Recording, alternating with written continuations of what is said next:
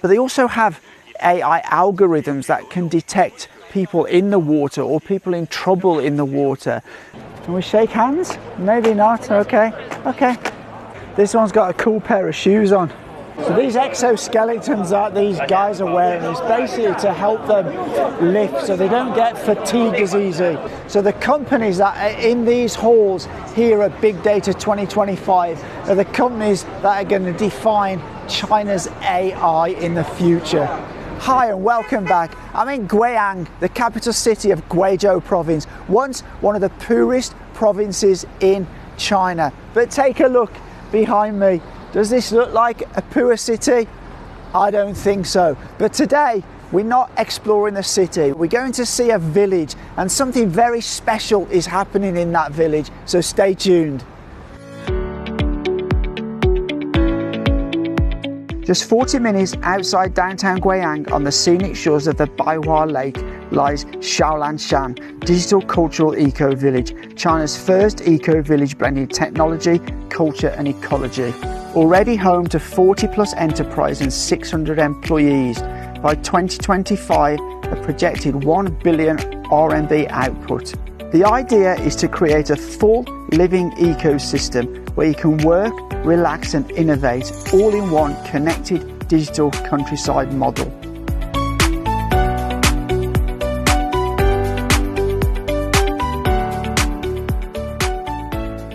你好，你好。And she's collecting chilies. This is a very traditional way. You often see this in traditional areas in China. They have this like wicker basket they put on the back and they will pick and they'll just throw the things they've picked. There's quite a lot of chilies on these bushes I can see. It's almost like wild chilies. It's cool. So something really interesting here. They've developed a safety system using drones. Now we're by the water's edge. And as you can see, there's signs all around us that say no swimming. However, in the summertime when it's busy here with tourists, you get a lot of children want to come to the edge of the water and they might get into difficulty. So what they have a number of drones that are patrolling all the time. And those drones are, first of all, they're shouting out messages to the people near the water's edge just to be careful, etc., etc. But they also have AI algorithms that can detect people in the water or people in trouble in the water.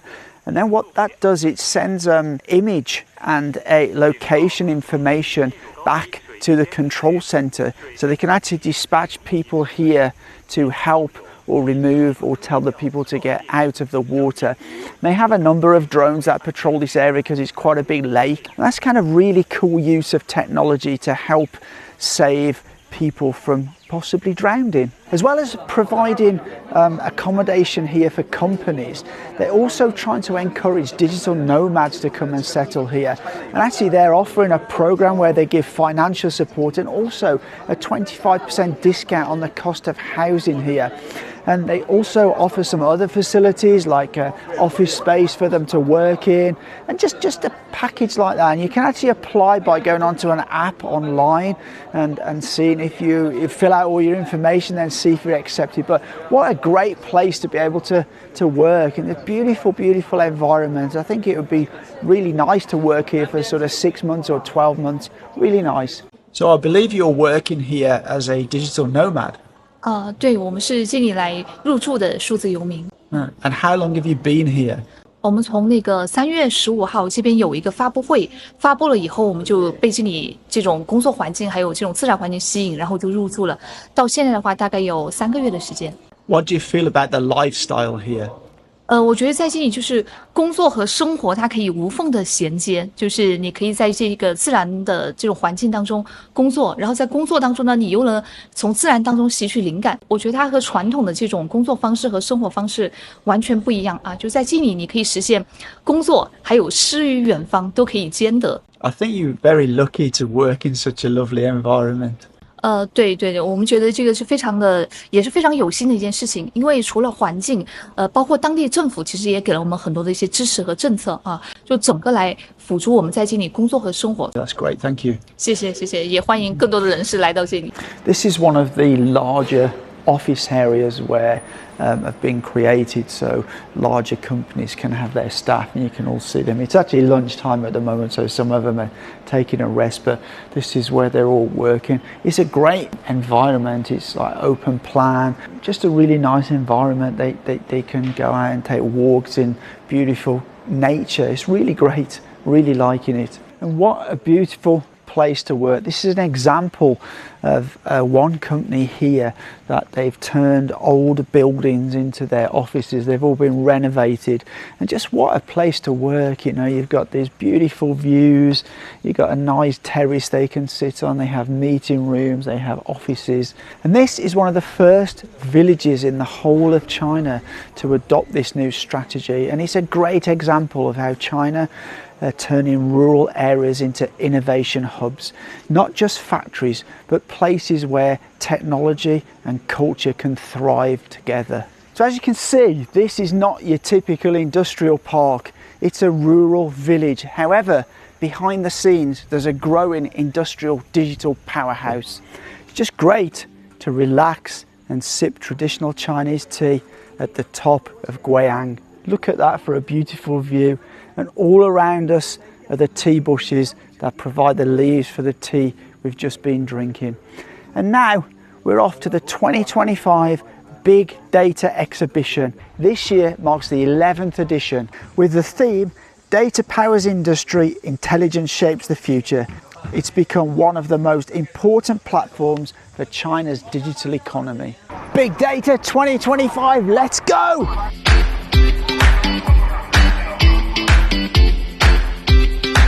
Whoa! Hello. Hi. Can we shake hands? Maybe not. Okay. Okay. This one's got a cool pair of shoes on. So these are pretty cool. These are like personal mobile, like scooter kind of things. And you see a robot dog here, which is all done in like the search and rescue colours. You can go into environments where there's gas or dangerous things rather than sending in human. I think these are great for like that kind of search and rescue operations. So walking in, we see some of China's biggest companies here. On the left, China Telecom, and on the right, China Mobile. These are companies who operate massive data centers around China, as well as telecommunications. All the big telecom companies are moving very rapidly into AI.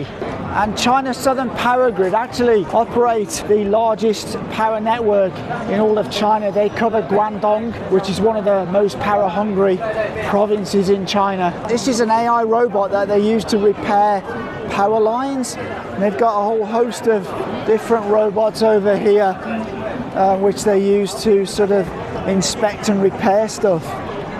Oh, there's a big humanoid one here. He's a tall one. So these exoskeletons that these guys are wearing is basically to help them lift so they don't get fatigued as easy. And this aids power workers when they're up things like pylons and things like that. And as I'm from Shenzhen, it's really nice to see Huawei here, China's largest tech company.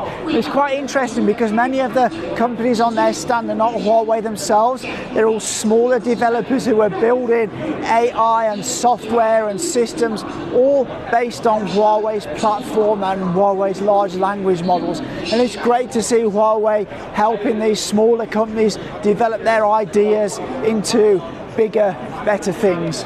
So you see behind me this AI city. This is a company that is using Huawei's platform to develop an AI software to run cities. Basically, they monitor all things like water, gas, electricity, even the weather they put in, so they can actually detect problems before they actually happen, which is really cool. They also monitor traffic flows and all that kind of thing.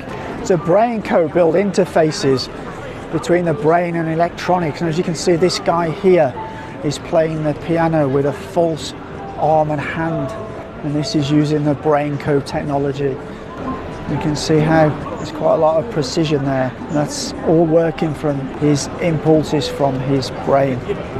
So with more and more cars coming onto China's roads, because more and more people are now adopting EVs because the price point's so good, traffic is becoming an issue, especially in the big cities. And we see here Baidu have a solution which helps monitor and control the traffic using AI. It will monitor traffic flows, it will monitor lights to keep the traffic flowing better through the centres of cities.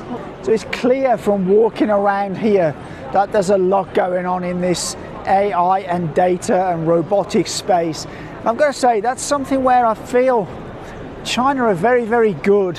They don't just talk about it, they do it. So you have AI is implemented in a lot of industry, ports, mines, the railway. It's becoming more and more prevalent in everyday life, and you can see the amount of development going on with all these AI companies here. So the companies that are in these halls here at Big Data 2025 are the companies that are going to define China's AI in the future. So after walking around the exhibition all day, we finally come to relax and have a coffee. 2杯热拿铁，对。